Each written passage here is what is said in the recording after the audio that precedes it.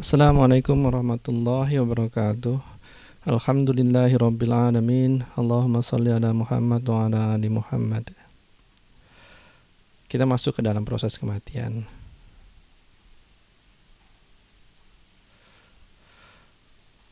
Kematian ini sama. Kita selalu berharap ada orang yang bisa menceritakan prosesnya, bercerita bagaimana ruh diambil, apa yang terjadi, kemudian sekarang ini ada di mana. Betul nggak teman-teman?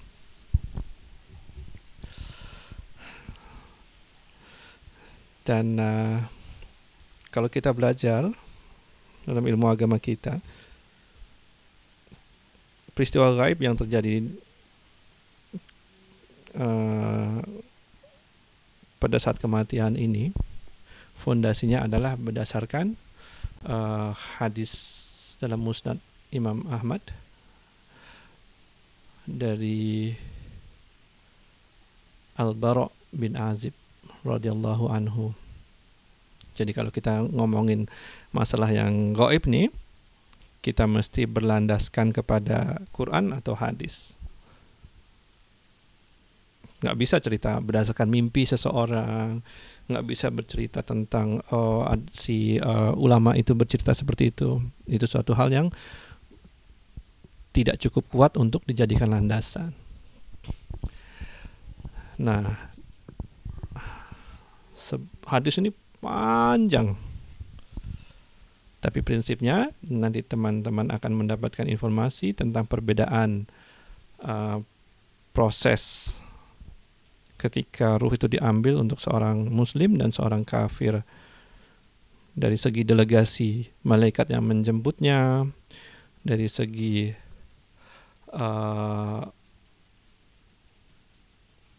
warna apa yang delegasi itu, apakah hitam atau putih, kemudian seberapa jauh ruh ini terbang. Baik, saya terus bacakan saja hadis ini.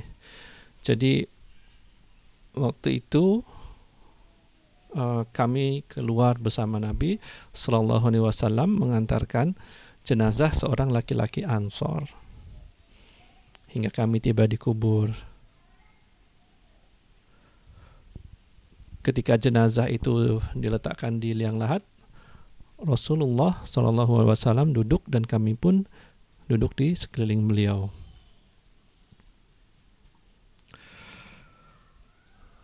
Nah, di sini Rasulullah SAW berkata kepada kami, mintalah perlindungan kepada Allah dari azab kubur. Mintalah perlindungan kepada Allah dari azab kubur. Beliau mengucapkan itu 2-3 kali. Kemudian beliau bersabda. Nah, sekarang Rasulullah SAW bercerita tentang proses kematian. Proses kematian pertama, kita beri warna putih. Kita sebut kematian putih. Sesungguhnya seorang hamba yang beriman, jika menjelang berakhir masa kehidupannya di dunia dan hendak menuju ke akhirat, akan datang delegasi malaikat turun dari langit kepadanya. Malaikat-malaikat itu wajahnya putih bersinar bagaikan matahari.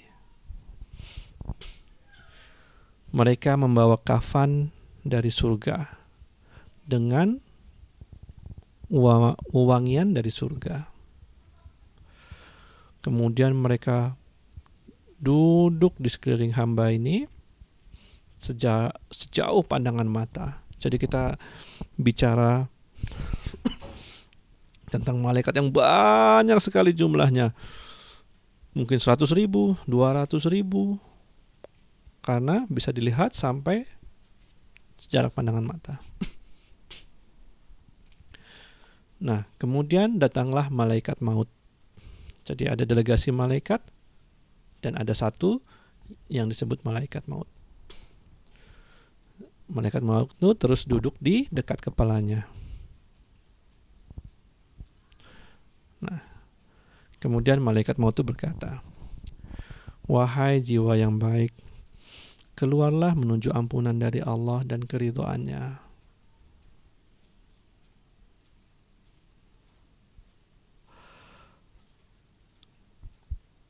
Maka keluarlah ruh itu mengalir bagaikan aliran tetesan air. Jadi kalau kita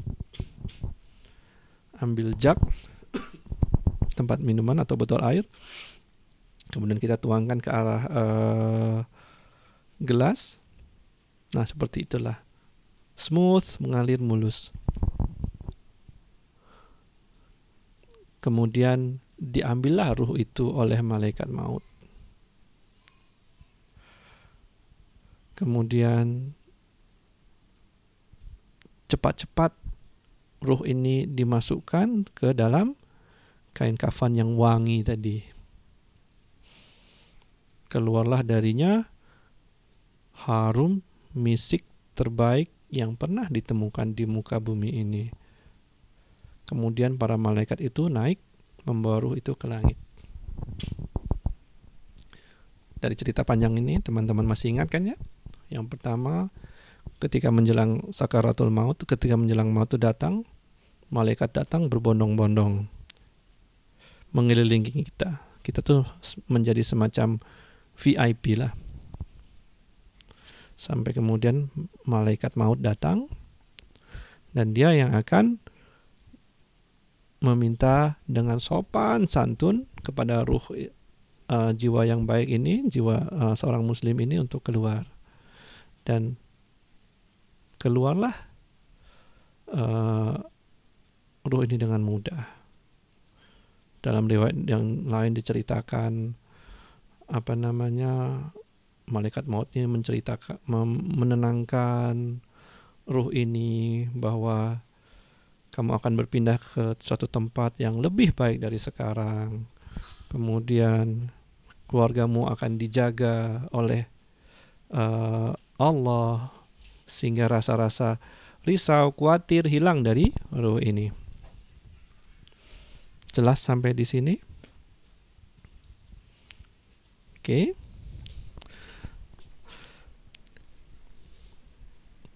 Setelah itu ruh ini dibawa ke langit. Kemudian berpapasan dengan sekelompok malaikat. Malaikat lain ketemu lagi, malaikat lain ketemu lagi. Nah, setiap malaikat ini bertanya, wahai, siapakah ruh yang baik ini? Kemudian dijawab oleh malaikat, delegasi malaikat yang tadi datang menjemputnya. Ini adalah Fulan bin Fulan, disebutkan nama yang terbaik yang pernah diberikan kepadanya di dunia. Ini di sini bisa diambil hikmah bahwa malaikat banyak jumlahnya. Jadi ketika ruh ini dibawa ke langit, mereka akan bertemu dengan banyak malaikat. Nah, sampailah di langit dunia. Langit dunia ya, berarti ruh ini sudah terbang melewati atmosfer bumi, sudah terbang melewati bulan, matahari, galaksi Bima Sakti, Milky Way, Andromeda, terus sampai di pintu langit yang pertama. Nah, dari peristiwa Isra Mi'raj sudah kita sudah tahu bahwa setiap langit itu ada pintunya dan ada malaikat penjaganya. Kemudian dimintakan izin kepada malaikat penjaga pintu langit ini untuk masuk terus ke langit kedua, 3, 4, 5, 6, 7. Faham sampai sini? Jadi gampangnya adalah nanti ketika mati kita akan menjadi seorang astronot. Kalau astronot baru sampai ke bulan, ke Mars, belum sampai ke matahari, nanti kita akan lebih tinggi lagi. Maaf, ini hanya sekedar buat teman-teman supaya mudah mengingat hadis yang panjang ini. Nah, nanti apa yang terjadi ketika sampai di langit ketujuh? Disinilah pertama kali kita akan mendengar suara Allah. Jadi kalau hamba ini baik, dia akan sampai ke langit 7 dan Allah Azza wa Jalla akan berfirman, tuliskan nama hambaku ini di Iliyin. Iliyin itu adalah kitab yang terletak tinggi di atas sana, berisikan nama-nama orang-orang yang baik. Kemudian kembalikanlah ruh ini ke bumi, karena dari bumilah ini aku menciptakan mereka, aku kembalikan mereka, dan nanti dari bumilah mereka akan dibangkitkan. Maka dikembalikanlah ruh ini pada jasadnya. Suatu bentuk yang kita tidak tahu, ruh kembali ke jasad seperti apa, jadinya apa, apakah jadi bisa bangun lagi? Tentu tidak. Tapi yang jelas di sini dalam hadis yang sahih ini diceritakan bahwa ruh itu kembali ke jasadnya. Faham sampai sini? Nah, kemudian datang 2 malaikat yang mendudukkan orang itu. Ketika kita dimasukkan ke dalam kubur, kita dalam posisi berbaring kan ya. Nah, kemudian kita didudukkan. Ingat, kita sudah berada di alam yang lain, dimensi yang lain. Ini disebut alam barzah, space, ruang dan waktunya berbeda. Apa yang terjadi dengan orang ini? Maka malaikat ini bertanya dengan pertanyaan yang kita sudah sama-sama tahu. Siapakah Rabbmu? Dan orang itu menjawab, Rabbku adalah Allah. Ini pertanyaan yang tidak dijawab dengan memori ya.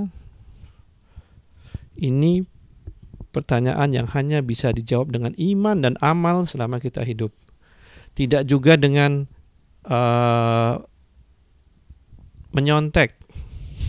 Kadang-kadang kita lihat kan, kalau ada ruh, kalau ada orang meninggal dimakamkan, setelah dikuburkan, orang berkumpul di atas kuburan, kemudian diceritakan kepada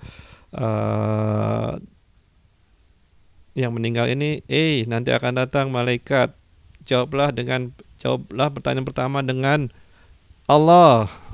Tidak. Kalau di dunia aja kita nggak bisa cheating, nggak bisa nyontek, apalagi di alam barzah. Kemudian pertanyaan kedua, apa agamamu? Pertanyaan ketiga, siapakah laki-laki yang diutus untuk kalian? Pertanyaan keempat, apa sumber ilmumu? Nah, setelah ruh dan jasad ini bisa menjawab semua pertanyaan dengan baik, kemudian ada suara dari langit. Hambaku benar. Suara dari Allah, kita dengarkan suara dari Allah lagi. Hamparkanlah permadani untuknya dari surga, pakaikanlah untuknya pakaian dari surga, dan bukakan kepadanya portal pintu untuk melihat rumahnya di surga. Sehingga hawa dan aromanya sampai kepadanya. Kemudian kuburannya yang sempit tadi dilapangkan sejauh mata memandang. Kemudian datanglah seorang manusia yang rupawan, sosok yang rupawan, berpakaian indah dan wangi. Kemudian sosok ini berkata, bergembiralah, inilah hari yang dijanjikan sama dirimu. Allah selalu berkata kan, berikan kabar gembira dalam Quran kan. Ini dia. Kemudian sosok ini memperkenalkan diri, aku nih amalanmu yang solih. Nah, Setelah ruh ini melihat semuanya, melihat rumahnya di surga, kemudian secara otomatis dia mintalah, berdoa kepada Robnya, ya Rob, cepatlah hari kiamat tuh, supaya aku tuh bisa kembali pada keluargaku yang beriman, serta aku ingin melihat balasanku di surga. Itulah doa yang dilantunkan oleh hamba yang soleh. Saya rasa itu dulu untuk malam ini. Nanti di perjumpaan berikutnya kita akan bandingkan dengan ruh seorang hamba yang kafir. Itu dulu. Assalamualaikum warahmatullahi wabarakatuh.